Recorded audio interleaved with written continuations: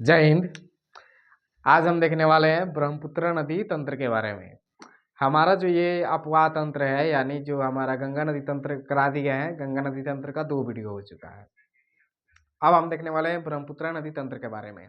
ठीक है कि ब्रह्मपुत्र नदी का उद्गम कहाँ से होता है और किस तरह से वो आकर के वो कहाँ कहाँ से जाती है, और उसकी सहायक नदियों के बारे में भी जानेंगे, कैसे कैसे होता है उसके बारे में हम डिटेल जानकारी यहाँ पर लेने वाले हैं। चलिए इसको चालू करते हैं।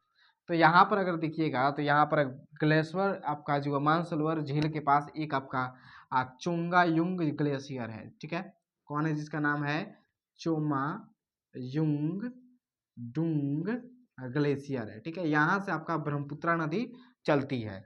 जब यहाँ से यह ब्रह्मपुत्र नदी चलती है यानी, तो इसको हम कहते हैं सांगपो। क्या बोलते हैं? सांगपो नदी बोलते हैं। और यह जो हमारा हिमालय जो श्रेणी है, हमारा हिमालय की जो श्रेणी है यहाँ पर, ये हिमालय श्रेणी को क्या करती है, जो यहाँ पर सबसे अंतिम कौन सा पर्वत है, आप जाकर हिमालय पर्वत को देखिएगा तो वहाँ पर बताए होंगे। यहाँ पर सबसे अंतिम जो आपका पर्वत है, हिमालय का सबसे अंतिम जो छोर है, वो आपका है नामचा बरवा। कौन है? नामचा बरवा। नामचा बरवा के पास ये क्या करती है, इधर से यह मुड़ जाती है। जैसे ये क्या करती है, इसको काट करके मुड़ती है, और जैसे यहाँ पर यह मुड़ती है तो ये सबसे गढ़ा खून देती है। जहाँ पर ये मुड़ती है वहां पर गौर्ज बना देती है, यानी खाड़ी की तरह बना देती है, जिसको हम बोलते हैं दिहांग गौर्ज के नाम से जानते हैं। क्या नाम से जानते हैं? दिहांग गौर्ज के नाम से जानते हैं। अरुणाचल प्रदेश में दिहांग गौर्ज के नाम से इसको जानते हैं।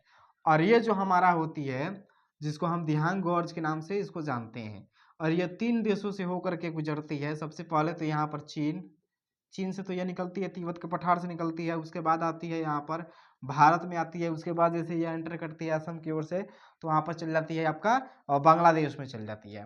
अब इसको यहाँ पर अगर जो चीन में हो गई तो इसको अलग अलग नाम से जानते हैं। चीन में इसको सांगपो नदी के नाम से जानते हैं। ठीक है, और जैसे अरुणाचल प्रदेश में ये गड्ढा खोन करके जैसे गौर्ज बना करके आती है, तो इसको क्या बोलते हैं? उसको, और उसको दिहांग गौर्ज बोलते हैं। तो इसी के नाम पर हमका इसको अरुणाचल प्रदेश में इसको कहते हैं दिहांग नदी के नाम से जानते हैं। कौन सा? दिहांग नदी के नाम से जानते हैं। और उसके बाद जब आगे असम में बढ़ती है तो इसको ब्रह्मपुत्र के नाम से जाना जाता है। और उसके बाद जब ये बांग्लादेश में एंटर करती है तो इसको जमुना के नाम से जाना जाता है। ठीक है, उसके बाद जब ये आगे बढ़ती है तो यह क्या करती है, जैसे ये आगे बढ़ती है तो बीच नदियां जो बहती हैं, तो बीच में कोई जगह को छोड़ छाड़ करके ये आगे बढ़ती है ना, ऐसे बीच में कोई जगह छूट जाता है, तो इसको हम बोलते हैं गुम्फित जलमार्ग। ठीक है, जो जहाँ पर ये कई ऐसे बीच में छोटे छोटे आइलैंड हो जाते हैं ना, ऐसे जैसे नदियाँ बहती है, यहाँ पर टीला कुछ भेटा गया तो यहाँ से इसको बगल में बह गई, फिर इतना जमीन खाली हो गई, फिर आगे बढ़ी, फिर इतना जमीन थोड़ा सा सूखा रह गया, ऐसे आगे बढ़ती है।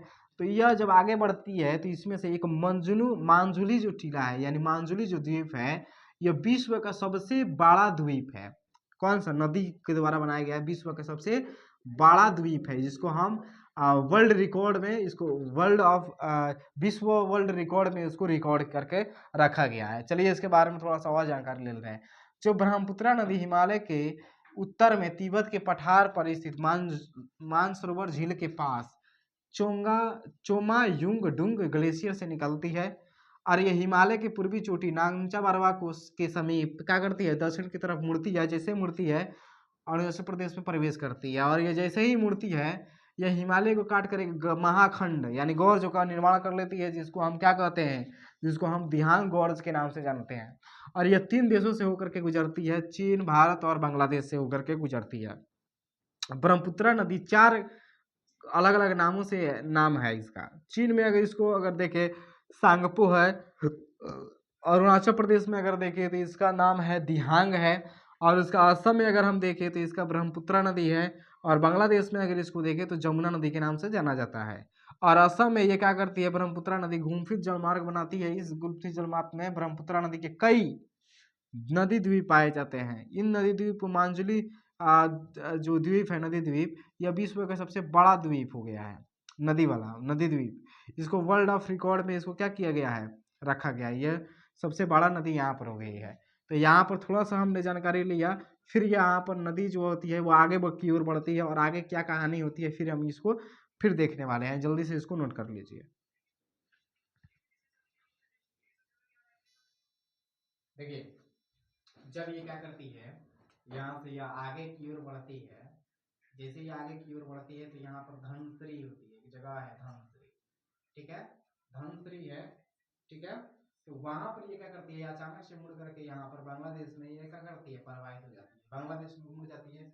बांग्लादेश में जैसे ये एंटर करती है, इसको किस नाम से जाना जाता है, जमुना नदी के नाम से जाना जाता है। फिर यहाँ से एक जगह है सिक्किम, ठीक है, सिक्किम, सिक्किम जो है यहाँ पर, सिक्किम के एक ग्लेशियर है जेमू ग्लेशियर, कौन है, जेमू ग्लेशियर, जेमू ग्लेशियर के निताम झील है, जेमू ग्लेशियर की एक निताम झील है, वहां से एक नदी निकलती है जिसका नाम है आपका तीस्ता नदी, क्या नाम है, तीस्ता नदी, तीस्ता नदी निकलती है, वो जाकर के इसमें मिलती है बांग्लादेश में। और देखिएगा यहाँ पर जब हम गंगा नदी के बारे में हम बताए हैं, तो गंगा नदी जैसे यहाँ पर बांग्लादेश में प्रवेश करती है, जैसे ये बांग्लादेश में जैसे ये एंटर करती है, इसका नाम हो जाता है बांग्लादेश में कहा जाता है पद्मा, क्या कहा जाता है, पद्मा। और पद्मा और आपका जो है जमुना के जो नदी का जो मिश्रण है, यह जब बनता है तो इसको बोलते हैं भी पद्मा, पद्मा भी है, पद्मा है।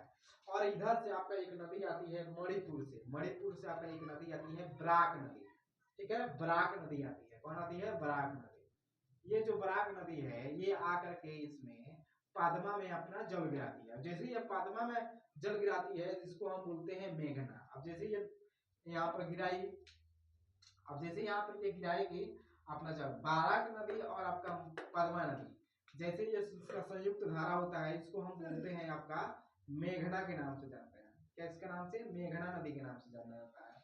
और ये मेघना नदी आपका जाकर के यहाँ पर क्या है, सुंदरबन का डेल्टा बनाती है, यहाँ पर यानी बंगाल की खाड़ी में आपका जल ये गिराती है मेघना, ठीक है। और मेघना को बांग्लादेश में इसको बोलते हैं सुरमा नदी के नाम से भी जाना जाता है। फिर इससे ध्यान दीजिएगा, जैसे ये इसमें एंटर करती है तो आपका सिक्किम से एक जगह सिक्किम, ठीक है, सिक्किम से आपका जेमू ग्लेशियर से नितामू झील से एक तीस्ता नदी निकलती है, तीस्ता नदी आकर के बांग्लादेश में घुस करके जमुना से मिल जाती है।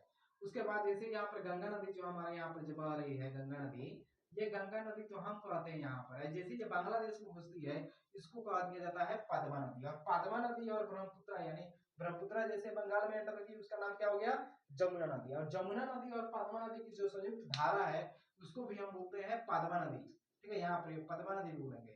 और पद्मा नदी जैसे आगे बढ़ती है इधर मणिपुर से कौन आती है, मणिपुर से एक नदी आती है आपका बराक नदी। और ये बराक नदी जैसे ही आपका मेघना से सॉरी पद्मा से ये मिलती है तो इसका नाम पड़ जाता है मेघना, क्या पड़ जाता है, मेघना। और मेघना को आपको स्थानीय भाषा में अगर वहां पर बांग्लादेश में कहा जाता है इसको, इसको सुरमा नदी के नाम से भी जाना जाता है, सुरमा नदी के नाम से जाना जाता है। और इसका ही धारा यहाँ पर गिरता है। और इसके बाद में थोड़ा थोड़ा छोटी छोटी जिसकी सहायक नदियां हैं उसके बारे में भी हम जान लेते हैं। तो एक नदी है दिबांग, लोहित, धनश्री, सुवनश्री, जिया भरेली, पागलदिया, मानस, तीस्ता, पिथु, मारी और संकोच नदी। इससे अगर आपको क्वेश्चन अगर किस तरीके से पूछेगा, ये नहीं पूछेगा कि तीस्ता नदी कहाँ मिलती है, पिथुरी मारी कहाँ से मिलती है, संकोच नदी कहाँ से मिलती है, ये नहीं पूछेगी। ये पूछ लेगी कि इसमें से नदी के नाम लेगी, कहेगी कि इसमें से बताइए कि आपका जो ब्रह्मपुत्र नदी है इसकी सहायक नदियां है कौन, इसमें से कोई आपको एक दे देगा, आप दे करके टिक लगा लीजिएगा।